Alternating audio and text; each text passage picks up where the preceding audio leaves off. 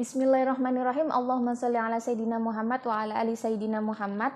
Di video kali ini saya mau sharing tentang cara berlapang dada, cara mengikhlaskan ketika kita mungkin dikecewakan, dizolimi atau apapun ya. Jadi ada yang masuk, Mbak Ramada, uang saya dibawa kabur gitu, misalkan kalau jutaan sih nggak masalah, ini ratusan juta dan sebagainya kayak gitu. Saya udah berpikir bahwa kalau rezeki saya pasti balik, tapi kok nggak mudah ya kayak gitu. Kemudian ada juga yang kemudian dizolimi iparnya, atau kemudian ada juga yang keluarganya dihilangkan nyawanya dan sebagainya. Masya Allah, itu memang nggak mudah banget ya, nggak mudah banget hati buat berlapang dada dan ikhlas. Tapi insya Allah kita belajar bareng, dan saya pernah ada di posisi itu juga gitu. Jadi yang pertama adalah ketika kita kalau saya pribadi gitu ya, ketika kita dizolimi atau ketika kita kecewa, yang pertama adalah kita mengkoreksi diri artinya segala sesuatu nggak ada yang kebetulan gitu ya, dan Allah itu berkuasa loh melindungi kita dari kezoliman, dari kemudian misalkan dari kecurangan, misalkan gimana caranya, misalkan orang yang itu nggak jadi bawa uang kita ratusan juta dan sebagainya. Allah itu berkuasa melindungi kita, tapi kenapa kemudian Allah tidak melindungi kita? Itu pasti ada alarm yang harus kita koreksi, bahwa ya Allah, aku dosa apa ya gitu. Kalau aku sih gitu. Jadi ketika kita menerima sesuatu yang nggak mengenakan, itu harus pasang alarm. Yang pertama adalah ya Allah, aku dosa apa ya gitu. Apa ya yang harus aku perbaiki ya kayak gitu. Dan itu sih yang pertama adalah kita koreksi diri. Mungkin ada yang kemudian dizolimi, iparnya. Apakah kemudian itu berkenaan dengan mungkin kita sering mengabaikan sholat, itu juga kezoliman ke sang pencipta kan kayak gitu ya, atau dan banyak deh pokoknya muhasabah. Yang pertama adalah kita bermuhasabah gitu, kira-kira dosa apa gitu. Dan yang kedua, yang kedua adalah, caranya cuma dua sih sebenarnya. Yang kedua adalah ridho.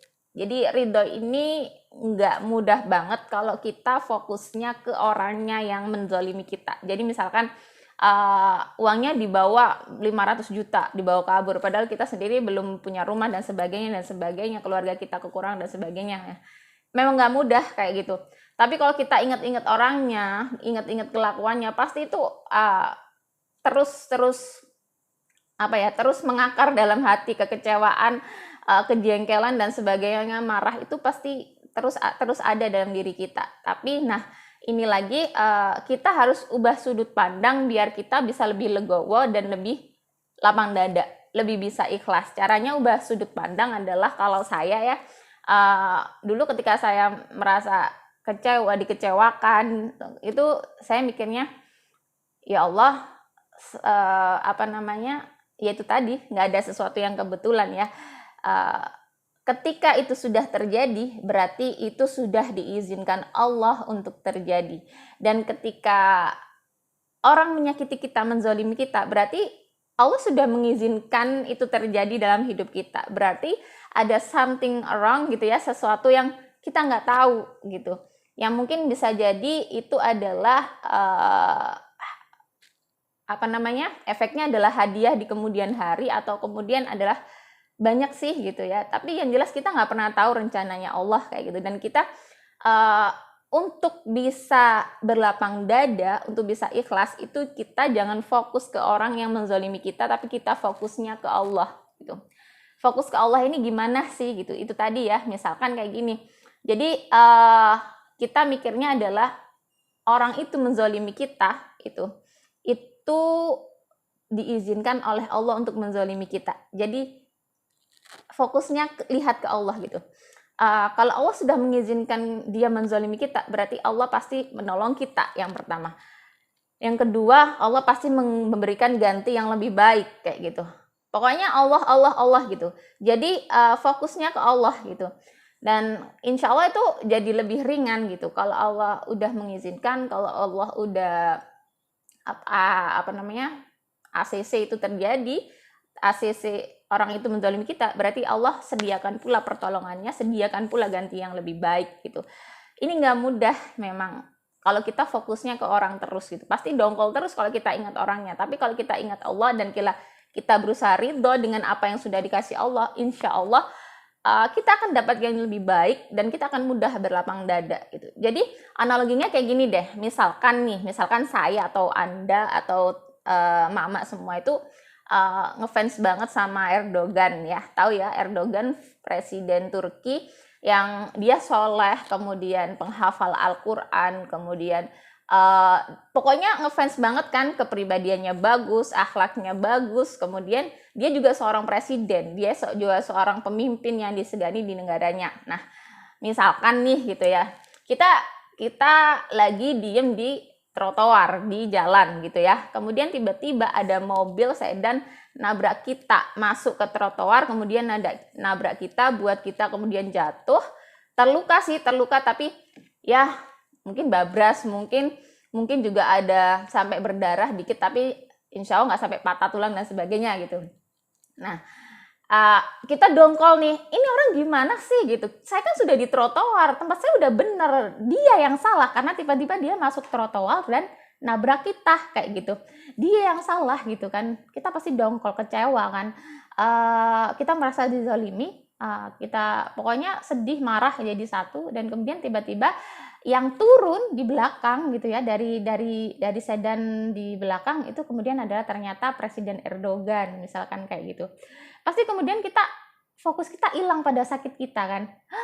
Loh, itu kan Erdogan ya gitu ya. Misalkan kita kagum, kita sangat ngefans banget sama Erdogan, pasti yang namanya sakit, jatuh dan sebagainya itu udah lupa karena kemudian lihat Erdogannya gitu. Kalau misalkan Anda gitu, siapa yang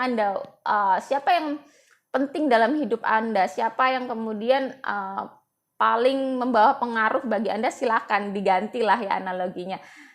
Lah pasti kemudian kan kita lupa dengan rasa sakit kita lupa dengan kemudian ya itu tadi terpukau dengan yang namanya Erdogan gitu. Oh nggak apa-apa, ini lecet dikit nanti juga rumah sakit juga bisa dan sebagainya itu kalau manusia yang kita kagumi. Nah gimana kalau Allah gitu? Masa iya sih kita tetap nuntut Allah, nggak bisa ya Allah, nggak bisa, saya nggak mau dizalimi kayak gini gitu. Nggak etis banget kan gitu. Kadang kalau kita sama manusia yang kita kagumi, sama manusia yang kita segani, itu kita lupa kalau misalkan rasa sakit kita itu kita lupa gitu. Masa sih ketika kita kemudian melihat Allah sebagai kemudian yang mengizinkan orang itu menzalimi kita, masa sih kita nggak berlapang dada, oh iya Allah yang mengizinkan, nggak apa-apa deh demi kamu ya Allah gitu, aku ridho gitu ya. Jadi dan lagi ya gitu ya, saya lanjutkan ya, misalkan Erdogan, ini manusia loh ya, ini masih manusia Erdogan kan memang kemudian ya Allah mohon maaf itu, yang nyetir supirnya misalkan kan, presiden pastinya ada yang nyetir ya gitu, supir saya ini Pak lalai dan sebagainya kayak gitu. Dan yang namanya Erdogan ini nggak perlu dimintai, pasti dia langsung bertanggung jawab kan, bawa kamu ke rumah sakit, biayai obat kamu, kemudian bahkan bisa jadi kamu juga difasilitasi rumah, difasilitasi kendaraan, di hidup kamu dijamin, difasilitasi bersama anak-anak dan keluarga. Kayak gitu sih, kayak gitu kan manusia ya, misalkan manusia akhlaknya mulia ya, pasti kayak gitu kalau itu manusia gitu, sebagai wujud dari tanggung jawabnya, sebagai wujud dari itu tadi merasa bertanggung jawab kayak gitu ya, pasti kehidupan kita kemudian bahkan jauh lebih baik gitu setelah kemudian ditabrak itu gitu. Jadi itu manusia, itu kalau misalkan Erdogan, itu kalau misalkan presiden, ulama atau siapapun yang kemudian nggak sengaja nabrak kita, itu pasti tanggung jawabnya kemudian yang dikasihkan ke kita itu bahkan sampai bisa memberikan kehidupan yang lebih baik daripada kita sebelumnya. Biasanya kayak gitu. Lah apalagi Allah kayak gitu loh. Apalagi Allah gitu. Allah itu bukan mungkin memang awalnya gini ya, entah sengaja atau nggak sengaja gitu. Yang jelas kan memang Allah itu bisa melindungi kita dari kezaliman orang lain yang kemudian mengambil uang kita ratusan juta, atau kemudian menzalimi kita dengan fitnah, atau kemudian menzalimi kita dengan mengambil nyawa keluarga dan sebagainya. Itu Allah itu berkuasa melindungi kita. Tapi kenapa kemudian Allah mengizinkan orang tersebut menzalimi kita? Bisa jadi adalah Allah itu sayang gitu. Oh ini anak misalkan awalnya loh ini mau menzalimi si B mau menzalimi A gitu loh, maunya dilindungi, tapi ternyata si A ini ada dosa si ini gitu. Ya udah deh, aku izinkan B menzalimi A, untuk kemudian ketika dia ridho, saya hapuskan dosa-dosanya dan akan saya ganti lebih baik dengan apa yang sudah diambil dari dirinya oleh si B kayak gitu. Insya Allah gitu, Allah itu pasti ngasih yang jauh lebih baik kalau kita ridho pada takdirnya Allah, termasuk dengan ridho ketika dizolimi, ketika dikecewakan, ketika disakiti dan sebagainya kayak gitu.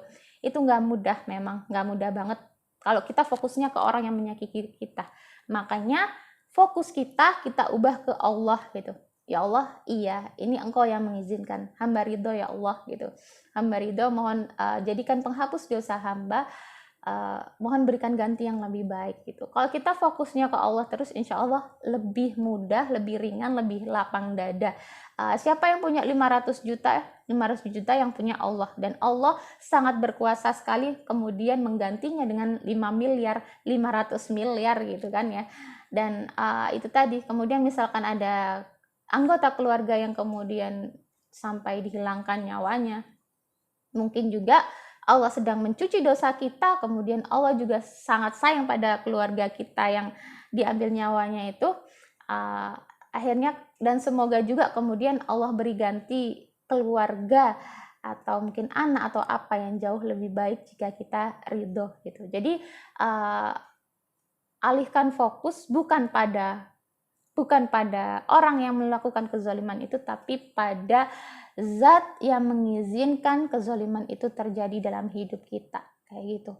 Kalau Allah yang maha rahim, Allah yang maha rahman, Allah yang maha welas asih mengizinkan itu terjadi dalam kehidup kita, gitu berarti Allah punya rencana, Allah punya sesuatu yang kita nggak tahu, dan Allah pasti bertanggung jawab atas hidup kita.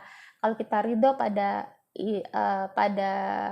kehidupannya, pengaturannya, Allah ridho pada kalau kita ridho pada Allah yang mengizinkan seseorang menyakiti kita, insya Allah Allah berganti, dan Allah bertanggung jawab sekali untuk memberikan yang lebih baik dalam hidup kita. Itu aja. Jadi cuma dua doang ya tipsnya. Yang pertama, koreksi diri, dosa kita apa, kalau perlu penting banget kita taubati gitu. Dan yang kedua adalah itu tadi, ubah fokus, jangan ingat-ingat orangnya, tapi ingat-ingat Allah atau ingat-ingat zat yang mengizinkan kezaliman itu terjadi dalam hidup kita. Nah, itu aja sih dari saya. Semoga Allah melapangkan dada kita dan selalu membimbing kita untuk ikhlas pada segala apapun takdir yang diberikan oleh Allah.